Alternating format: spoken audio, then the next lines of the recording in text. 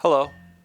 The film that I want to talk about today is Seeking Mavis Beacon, directed by Jasmine Jones, and just came out this past year.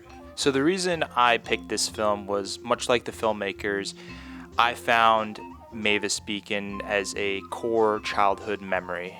It was a program that I found that helped me learn how to type and thus increase my confidence whenever using a computer, and just from there exploring the internet and all the mysteries surrounding it.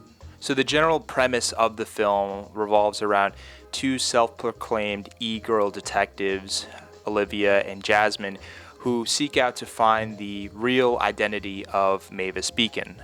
Now, while Mavis Beacon is an artifact of computer programming, the woman behind the inspiration for the first release of the Mavis Beacon software is very much real, and her name is Renee L'Esperance. So what I liked about the film is the vintage internet aesthetic of the opening titles and the subsequent lower thirds of all the personalities involved in this film. I felt that the contrast, the look, the tone of it reminded me of a different time, so it was much more of a nostalgia factor in my penchant for the aesthetic of these titles. So Gen Z as a term can have this overstimulated connotation given that it was birthed in an age where technology had flourished. This feeling is captured where we see multiple shots showing a desktop with overlapping windows on top of each other, which makes for a very personal perspective. Oftentimes you see videos just played in their QuickTime media player, which makes you feel as if you're the one navigating this web page of information coming from all different angles. It gives this perspective that you are navigating a web of ideas and that you're actually immersed in a space that's not 3D, but instead whatever the space that the web or the internet lies in. There's also this intersection between online silly memes and art theory and technology that I find contribute to this film's vision of being very rich and very vibrant. And so ultimately, it made me feel that there was this youthful, creative energy surrounding this film and lying in its undertones. And as the film progresses, you see this friendship form between Olivia and Jasmine as they become deeper entrenched in their friendship from beginning to end. And so you really do see their love for technology become the centerfold for their relationship, as well as them wanting to seek the true identity behind Mavis Beacon. In subsequent scenes, you see they become more vulnerable with each other and not just simply silly and goofy. They actually show their raw emotion and aren't afraid to discuss their anxieties that they're facing within their life, and you as a viewer are pulled into that dilemma. With each dead end in the investigation, they draw closer and closer with one another, so you see how the investigation into Mavis Beacon's identity becomes crucial for the strength of their friendship. Not to mention, this film advocated for a lot of social justice reforms, specifically when it comes to black representation in technology, especially at a time in the 90s where that very much was not the case. Alongside this, the film had good intentions for trying to seek justice for Renee as well. When they found her at a beauty counter at a Saks Fifth department store, they paid her something like $500 to pose and to also use her likeness for future endeavors. And so later the company sold for millions and she left with a meager amount compared to what they ended up making off of the program, off of her image and likeness. However, later it's revealed that when Mavis Beacon was released in its fifth iteration, the cover kind of disparaged Renee's image, and thus she sought legal action to rectify the situation. So as a result of this, the company behind Mavis Beacon just paid her a large settlement and just to be quiet for the rest of her life and actually scrub a lot of her digital trace on the internet, which probably prompted the filmmaker to further investigate why there's conflicting stories about how she was discovered and also where she is right now, how all of that was very much a mystery. It also exemplifies that phrase, the road to hell is paved with good intentions, where the software company probably wanted to teach people how to type and spread knowledge in that way, but at the cost of exploiting someone who had little to no idea of what she was signing up for. And given the fact that her reputation, as described by many people, was glowing and she was just an angel of a person, how that trait was exploited so that they can return on their investment.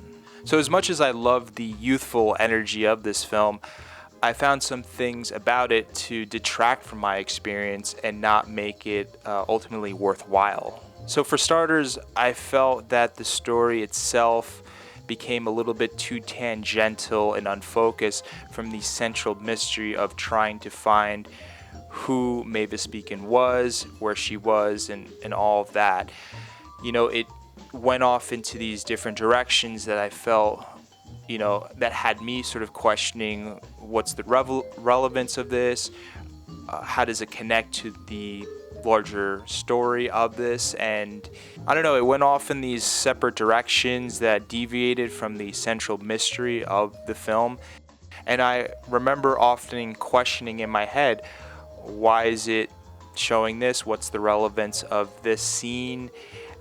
So ultimately, I felt that a lot of these side tangents that the film took were detracting from the mystery and the suspense that they could have otherwise built from trying to figure out who Mavis Beacon was. And maybe there wasn't enough conflict there, so that they had to resort to other sort of larger themes, and they had to devote some time to that.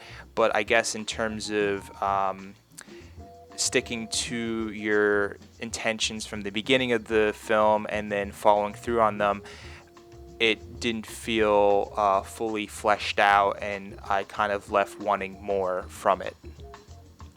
There was also this feeling of this film being too self-absorbed and focusing less on the subject but the person covering the subjects, and covering too much of their attachment to why they are so absorbed and so inspired by, Mavis Beacon. So I thought, yes, it's noble to mention that maybe once or twice, but to repeat that over and over again, it starts to cause a little bit of distance within me, at least, and find there to be like an air of narcissism there, where there's too much self-importance within the film, instead of more so a focus on who you're actually covering. And I think once a film starts to proclaim its self-importance to the degree that this film did, it causes a little bit of irritation for the people that are seeking out this subject. So to me, the self-absorption of this film caused some irritation in trying to care for their cause and trying to relate to what they're seeking out. Once it becomes clear that it's more for them to find some peace on their end than to actually try to uncover a mystery that's there that they pointed out, it becomes frustrating to side with the filmmakers on this end. So yeah, I felt there was just a little bit too self-absorbed at times, and caused me to not care as much as I wanted to. And I think my problem with that was that the self-importance wasn't earned, and instead caused this irritating response back, where it's the importance should be directed towards the subject, not towards the person who is trying to locate the subject. That was the fundamental difference that took me out of the film. And lastly, the one thing that I felt that caused me to feel very uncomfortable overall with this film is the ethics of pursuing a subject that didn't want to be pursued in the first place, despite multiple warnings and despite long periods of no response. I felt that the DIY detectives did everything they could to not only locate where Renee was, but to go to lengths of even contacting her son to try to have a conversation with Renee. And despite their attempts to qualify that they might be stepping over the line in terms of Renee's personal comfort, I felt that it didn't deter their progress of wanting to get closer and closer with the subject, of whom wanted to maintain their private life. Maybe there was a reason why she wanted to keep a low profile. Instead, it was more important for the filmmakers to add closure to this void that has been plaguing them their whole life than respect the boundaries of the subject of their film. And to me, that was highly questionable and a major criticism of this film overall. But overall, I found that the film appealed to anyone who enjoyed the novelty of the internet back then instead of what it is now, which feels like one sponsored ad after the next, which feels that anything that you're interacting with is fake and actually wasn't generated by a human, but instead some bot or some artificial intelligence entity. Especially if you look at dead internet theory, that sort of confirms my whole theory behind that claim. So, yeah, I think I can speak on behalf of myself. I too loved Mavis Beacon back in the day and found it an entertaining and worthwhile way to learn how to type, which then gave me, I guess, sort of the tools to further interact with any interface online. Even if you weren't young and instead were an immigrant entering this country, I'm certainly it did inspire that person to further their career possibilities by learning this skill of learning how to type. So I love the aesthetics of the film. I loved how whimsical it was at times, but I also was uncomfortable by how self-absorbed it was at times. And so, yeah, I think it was sort of a mixed viewing for me because there were things that I truly enjoyed, but then there were things that truly just turned me off completely. But anyways, that's really all I have to say about the film.